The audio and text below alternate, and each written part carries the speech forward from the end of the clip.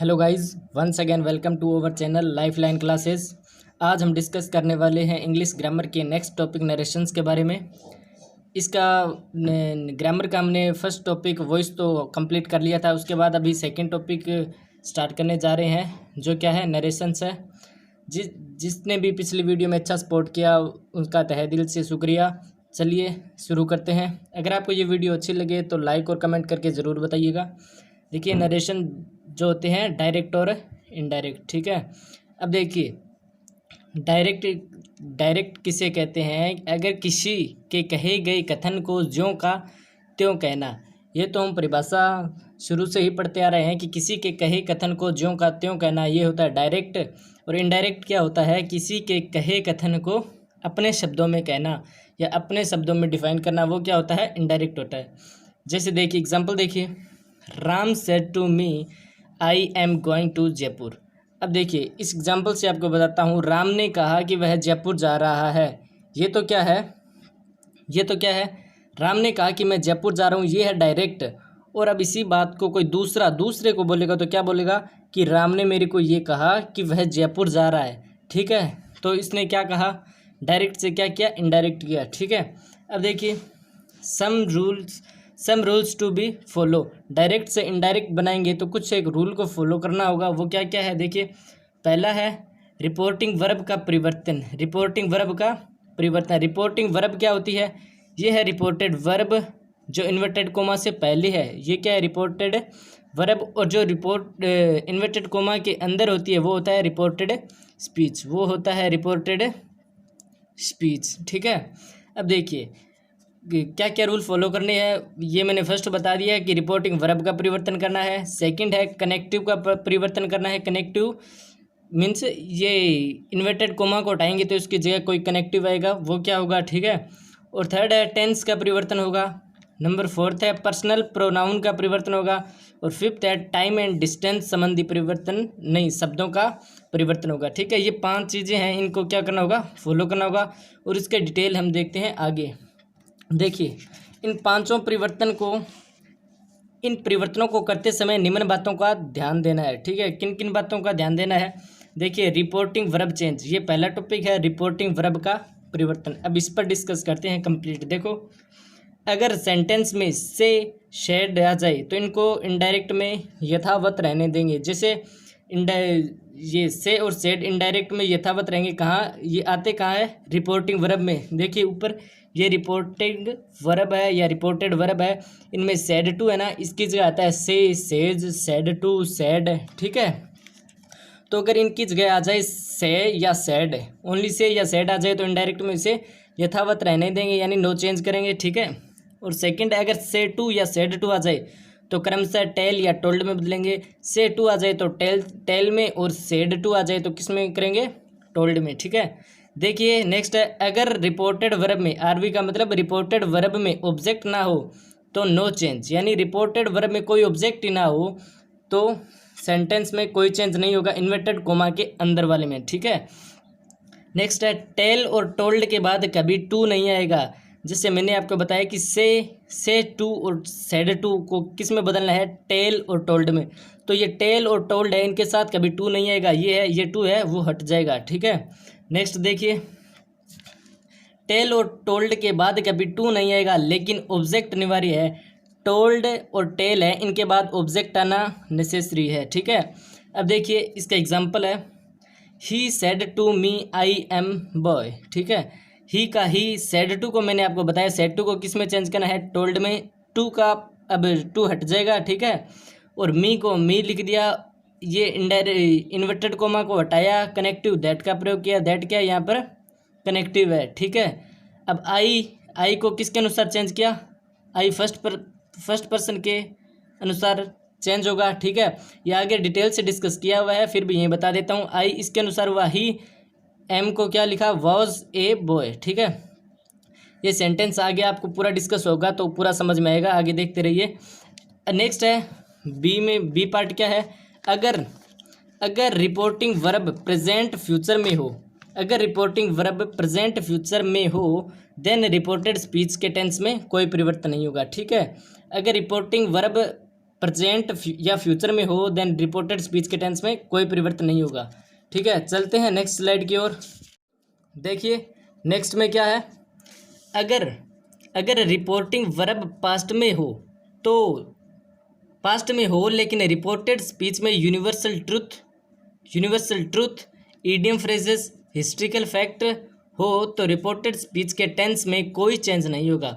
देखिए अगर reported verb past में हो और पास्ट में हो लेकिन उसके अंदर है जो रिपोर्टेड स्पीच है उसमें या तो कुछ यूनिवर्सल ट्रूथ हो या ईडियम फ्रेजेस हो या हिस्ट्रिकल फैक्ट हो तो क्या होगा, रिपोर्टेड स्पीच के टेंस में चेंज नहीं होगा। ठीक है, एग्जांपल देखिए, he said the sun is a star, उसने कहा कि सन है जो सूर्य है वो एक तारा है। ठीक है, अब ये एकदम यूनिवर्सल ट्रूथ है तो कैसे होगा, ही सेड टू होता तो टोल्ड में बदल देते, लेकिन सेड है तो सेड ही रहेगा, कनेक्टिव दैट का प्रयोग किया। अब ये एज इट इज़ रहेगा, the sun is a star, क्योंकि ये यूनिवर्सल ट्रूथ है तो सेम का सेम रहेगा, the sun is a star. ठीक है, नेक्स्ट देखिए कनेक्टिव का परिवर्तन। अब कनेक्टिव को कैसे चेंज करते हैं वो डिस्कस करते हैं। सामान्यतः कनेक्टिव का परिवर्तन रिपोर्टेड स्पीच के सेंटेंस के अकॉर्डिंग करते हैं। देखिए इन्वर्टेड कोमा के जो अंदर होता है वो क्या होता है, रिपोर्टेड स्पीच होता है, उसके अकॉर्डिंग कनेक्टिव का क्या है वो कनेक्टिव का चेंज करते हैं। ठीक है, कैसे, अगर एसरेटिव सेंटेंस हो यानी सिंपल हो जैसे ये वाले होते हैं, अगर सिंपल सेंटेंस हो तो कनेक्टिव दैट आएगा, इंटेरोगेटिव प्रश्नात्मक वाक्य हो देन इफ या वेदर आएगा, WH वर्ड वाले हो तो WH वर्ड ही रहेगा। ठीक है, इम्पेरेटिव यानी ऑर्डर वाले या फॉरवर्ड वाले वो सेंटेंस हो तो किसका यूज़ होगा, कनेक्टिव टू का, और ऑप्टेटिव हो विश या शुभकामनाएं वाले तो क्या होगा, दैट का, और एक्सक्लेमेटरी यानी विस्मयवादी बोधक हो सेंटेंस हो तो क्या आएगा, अकॉर्डिंग टू रिपोर्टेड स्पीच आएगा, यानी सेंटेंस के अकॉर्डिंग ही आएगा। ठीक है, नेक्स्ट देखिए, नेक्स्ट में क्या दिया है, पर्सनल प्रोनाउन का चेंज। अब पर्सनल जो प्रोनाउन आते हैं रिपोर्टेड स्पीच के अंदर उनका चेंज कैसे करना है वो देखिए। ये सब्जेक्ट होता है, जो सब्जेक्ट होगा रिपोर्टेड वर्ब का वो किसके अनुसार चेंज होगा, फर्स्ट पर्सन के अनुसार। किसके अकॉर्डिंग चेंज होगा, फर्स्ट पर्सन के। ऑब्जेक्ट है वो सेकंड के, और थर्ड पर्सन है वो नो चेंज होगा। ठीक है, यानी फर्स्ट पर्सन है वो किसके अनुसार चेंज होगा, सब्जेक्ट के अनुसार। सेकंड पर्सन है वो किसके अनुसार होगा, ऑब्जेक्ट के अनुसार, और जो थर्ड पर्सन है वो उसमें कोई चेंज नहीं होगा।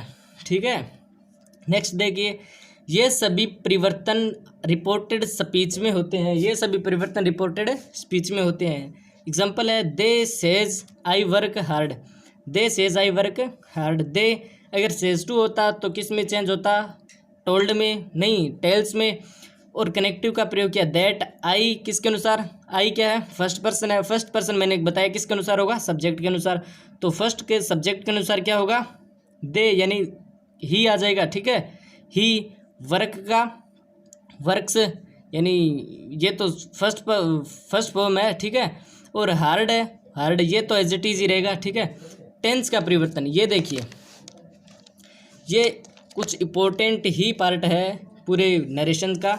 देखिए प्रेजेंट सिंपल आ जाए तो याद रखना है हमें पास्ट सिंपल में चेंज करना है। ठीक है, अगर प्रेजेंट कंटिन्यूस आ जाए तो पास्ट कंटिन्यूस में चेंज करना है, अगर पास्ट कंटिन्यूस आ जाए तो पास्ट परफेक्ट कंटिन्यूस में, और पास्ट परफेक्ट कंटिन्यूस आ जाए तो इनको एज इट इज़ रखेंगे यानी नो चेंज है। ठीक है, अगर प्रेजेंट परफेक्ट आ जाए तो पास्ट परफेक्ट में, पास्ट परफेक्ट आ जाए तो no change. Present perfect continuous आ जाए तो पास्ट परफेक्ट कंटिन्यूस में, और पास्ट परफेक्ट कंटिन्यूस आ जाए तो नो चेंज होगा। इसके हेल्पिंग वर्ब के विथ हेल्पिंग वर्ब आपको नेक्स्ट स्लाइड में क्या है डिटेल में बताते हैं। चलिए नेक्स्ट स्लाइड की ओर। नेक्स्ट में क्या है देखिए, वर्ब की फर्स्ट फॉर्म या डू या डज आ जाए तो अपने को किस में चेंज करना है, डिड या वर्ब की सेकंड फॉर्म में। ठीक है, डिड या वर्ब की सेकंड फॉर्म में, और अगर डिड या वर्ब की सेकंड फॉर्म अगर दी हो सेंटेंस में तो किस में चेंज करना है, हैड और वर्ब की थर्ड फॉर्म। ठीक है, देखिए वर्ब की फर्स्ट फॉर्म के साथ आईएनजी आ जाए या इज या एम या आर, इन तीनों में से कोई आ जाए तो किस में चेंज करना है, वाज या वर या आईएनजी में। ठीक है, और वाज वर प्लस आईएनजी आ जाए तो किस में चेंज करना है अपने को, हैड बीन प्लस आईएनजी। अगर सेंटेंस में हैज आ जाए तो किस में चेंज करना है, हैड प्लस वर्ब की थर्ड फॉर्म में, और हैड प्लस वर्ब की थर्ड फॉर्म आ जाए तो नो चेंज। ठीक है, अगर हैज़ हैव प्लस आईएनजी आ जाए तो हैड बीन आईएनजी, और हैड बीन आईएनजी आ जाए तो कोई परिवर्तन नहीं होगा, ठीक है। नेक्स्ट देखिए, अगर सेंटेंस में सेल दिया हो तो किस में चेंज करेंगे, शुड में, विल दिया हो तो वुड में, मे दिया हो तो मे का पास्ट है माइट में, और कैन दिया हो तो किस में चेंज करेंगे, कुड में। आई होप ये आपको समझ आ रहा होगा। नेक्स्ट देखिए, टाइम एंड डिस्टेंस संबंधी परिवर्तन, ठीक है। नेक्स्ट देखिए, time and distance related words today आ जाए अगर सेंटेंस के अंदर, जो रिपोर्टेड स्पीच है उसके अंदर टुडे मिल जाए अपने को, तो उसकी जगह डायरेक्ट से इनडायरेक्ट बनाते समय टुडे की जगह क्या रखेंगे, दैट डे, ठीक है। टुमारो की जगह द लास्ट डे, यस्टरडे की जगह the previous day, tonight की जगह दैट नाइट, लास्ट की जगह प्रीवियस, हेयर की जगह देयर, दिस की जगह दैट, दीज की जगह दोज, एगो की जगह बिफोर, नाउ की जगह देन, हेंस की जगह देंस, हाइदर की जगह थाइदर, दस की जगह शो।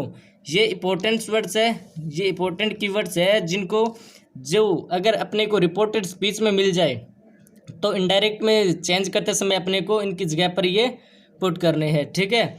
अब देखिए, जो जनरल रूल थे मैंने वो आपको सभी डिस्कस कर लिए, सभी बता दिए, आपको समझ में आ गया होगा। अब आज है इसका जो फर्स्ट पार्ट है वो और कंप्लीट कर लेते हैं। फर्स्ट क्या है, एसरेटिव सेंटेंस, जो साधारण वाक्य है उनका डायरेक्ट से इनडायरेक्ट कैसे बनता है, ओनली और ओनली आपको क्या है कि एग्जाम्पल के अकॉर्डिंग समझ में आ जाएगा, ठीक है। आप एग्जाम्पल देखिए, समझ में बिल्कुल आ जाएगा। देखिए एग्जाम्पल क्या है, he says I am going to Jaipur, ठीक है। He says I am going to Jaipur. अब देखिए ही है, ही रहेगा। मैंने आपको बताया अगर रिपोर्टेड, ये क्या है, रिपोर्टेड वर्ब है, ये क्या रिपोर्टेड वर्ब है, और ये क्या रिपोर्टेड स्पीच है, रिपोर्टेड स्पीच है। अगर रिपोर्टेड वर्ब के अंदर सेज आ जाए तो क्या करना है, एज इट इज रहेगा। अगर सेज टू आ जाता तो किस में चेंज होता, किस में होता, टेल्स में, ठीक है। लेकिन ये सेज है तो सेज ही रहेगा। कनेक्टिव, एसरेटिव सेंटेंस में कनेक्टिव किसका होगा, पीछे बताया था कि एसरेटिव में किसका चेंज होता है, कनेक्टिव क्या लगता है, दैट लगता है, ठीक है। अब आई है, आई क्या, ये फर्स्ट पर्सन है, फर्स्ट किसके अनुसार चेंज होता है, फर्स्ट चेंज होता है अकॉर्डिंग टू सब्जेक्ट। अब सब्जेक्ट ही है तो आई का, ठीक है, लिख दिया ही। अब सेंटेंस के अंदर इज एम आर दिया हो तो मैंने बताया क्या आएगा, वॉज वर, क्या लिख दिया, वॉज लिख दिया। अब गोइंग का, गोइंग टू की जगह टू, जयपुर का Jaipur. He said I am going to Jaipur, इसका इनडायरेक्ट कैसे बनेगा, he says that he was going to Jaipur.